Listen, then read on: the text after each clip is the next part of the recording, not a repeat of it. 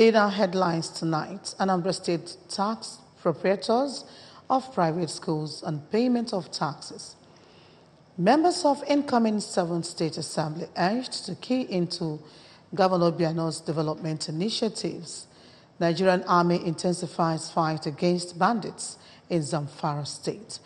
And on the foreign scene, protesters demand immediate return to civilian rule in Sudan. A beautiful good evening. Glad to have you. My name is Maureen Stone Enujoke. Proprietors of private schools in the state have been charged to run a transparent, accountable, value-based and quality education system in the state.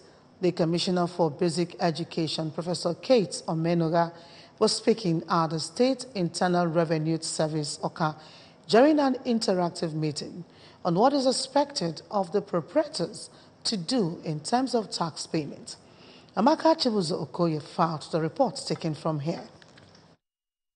Professor Omenoga, while commending them for giving Anambra children education that is globally competitive in line with the vision of Governor Obiano, said that they need to add their quota in the development of the state by paying their taxes as and when due. Fortunately, nobody is an island, and we need to work with a lot of people to ensure that we keep on giving the required things we're expected to give to our children.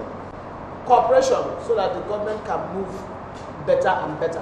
That's what we're asking for. The Managing Director and Chief Executive Officer of Anambra State Internal Revenue Service, Dr. David Nzeku, said they have the mandate to work with any organization in moving the state forward, stating that they recognize the importance of education and see schools as a critical area of disseminating information on revenue to future generations. Dr. Nzeku said they should render annual returns to the board and enlighten them on personal income and withholding tax, advising proprietors to always deduct payee from the salaries of their staff and remit to the board. He explained that every business setup should within 6 months register with the board to open an account, conduct tax audit, and investigate the operations of the business. We have a mandate to work with everybody in the state, every organization in the state, to ensure that the stipulations of the tax laws are followed.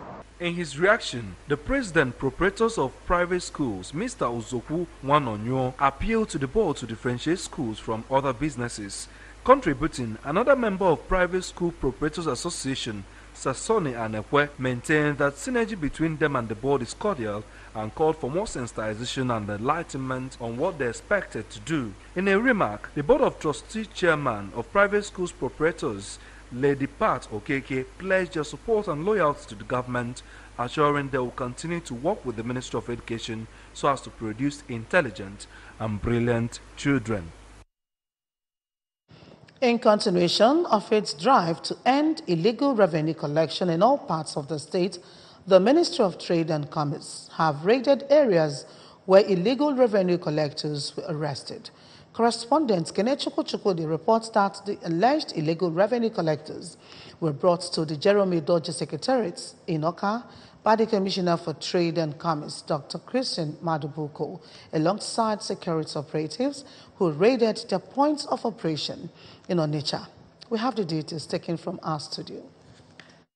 Dr. Madubuko noted that the alleged illegal revenue collectors were arrested at Bridgehead, Obogo Junction, Owerri Road, and other parts of Onitsha. He regretted that the state is losing huge revenue to the illegal revenue collectors, as well as relocation of businesses due to such illegal activities.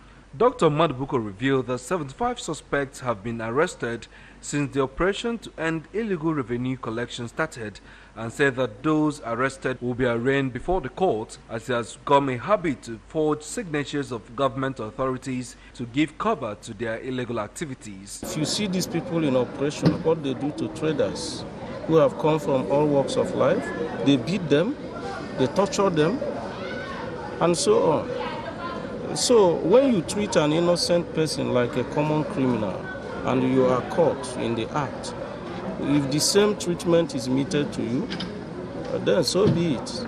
One of those apprehended, Mr. Ikechukwu Okoye, whose road maintenance ticket has Anambra State bold written on it, said that he was collecting the ticket for a particular individual and claimed that he never knew it was illegal as he hands over proceeds made from the ticket to the said individual at the end of the day. The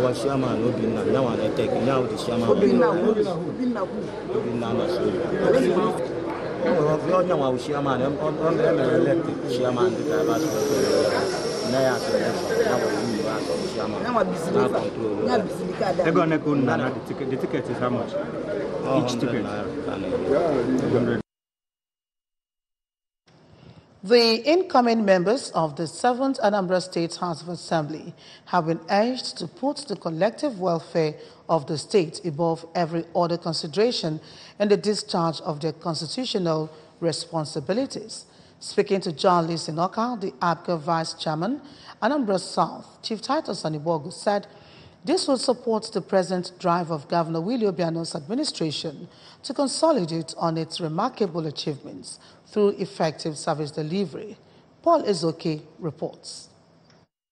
Anibogu reminded the incoming lawmakers that as representatives of their constituencies, they are the link between government and the people and should aspire to make quality laws that will accelerate overall development of the state and further raise quality of lives of the people, and expressed confidence that the quality of legislators elected for the 7th Assembly are capable of building on the achievements of the outgoing predecessors. He noted that outstanding performance of ABGA in the last general election has established strong presence of the party across the country as one of the 3 top political parties in the country with very bright future prospects. His Excellency, the governor has shown leadership. So with that, I think the upcoming assembly, state assembly, is just to make new laws that will work for betterment of Anambrarians and others.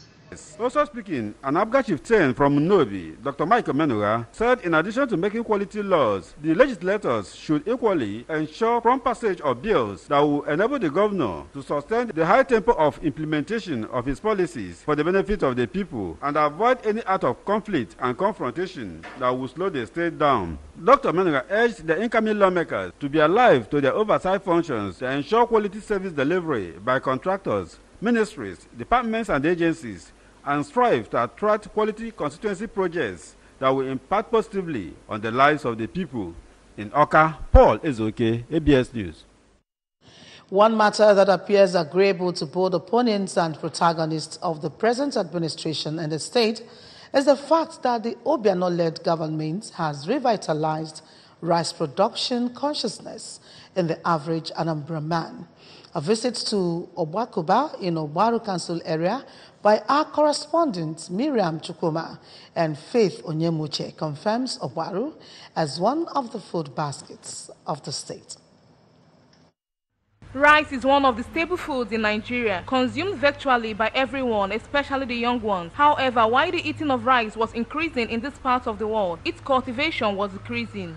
It took the bold and pragmatic policy on agriculture by Governor Willie Obiano of Anambra State, coupled with federal government's ban on importation of rice, for local farmers to begin expanded program on rice farming and milling as well. Speaking to ABS at Obwakuba, a rice farmer, Mr. Okudili Nwoba, who gave an overview of rice farming, described it as a difficult process. According to him, after they harvest the rice, they pre-boil it before taking it to the mill, where the chaff is extracted from the grain, then taken to the market for sales, adding that they produce larger quantities during November to January period. Showing samples of the various species, he put the price of one bag at 10,000 naira against 17,500 naira for foreign rice, pointing out that the nutritional value of rice is retained more in local rice. I'm but on the job. I'm Mariana. It's not as a child. I try on the buffet. Every day, I much can I mean. It's which I am. Let's go to the rice. Maybe I can shake the tire. The whip says, "You're the more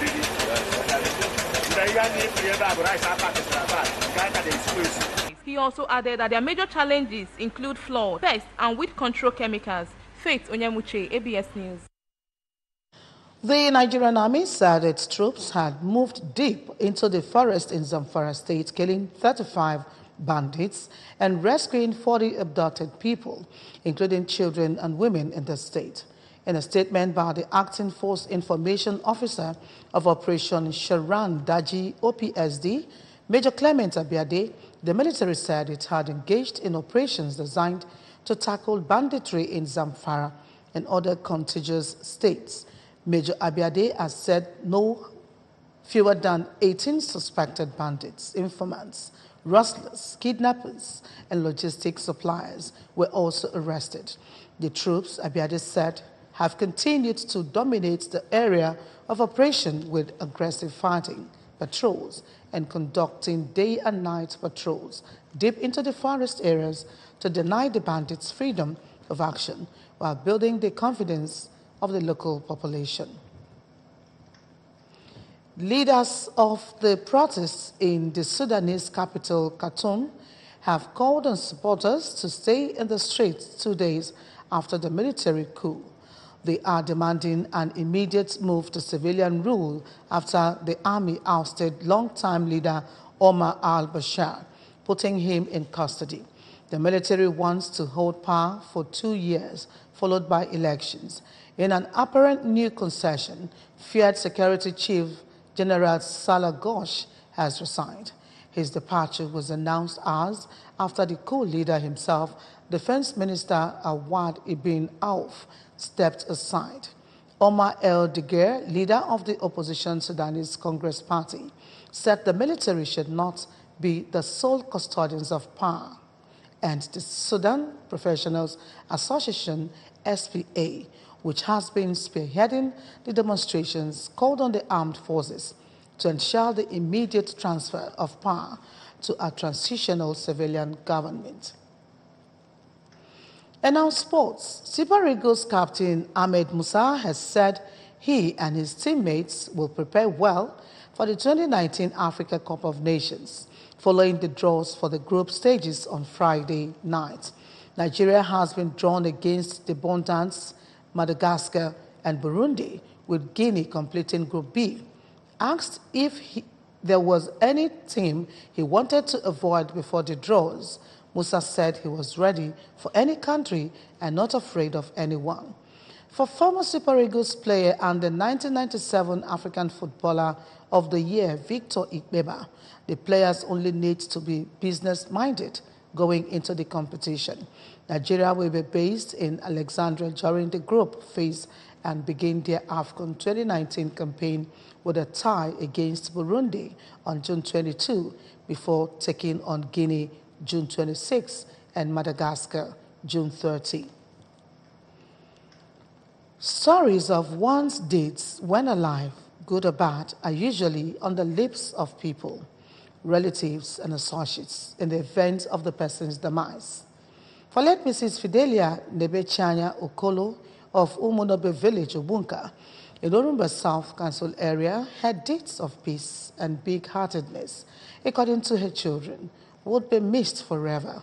Correspondent Daniel Ezigwe was at the interment ceremony of the deceased and reports that the late Mrs. Okolo, who passed on at the age of 82, was described as a woman who fought against social rancor, treasured mankind, and was actively involved in humanitarian services.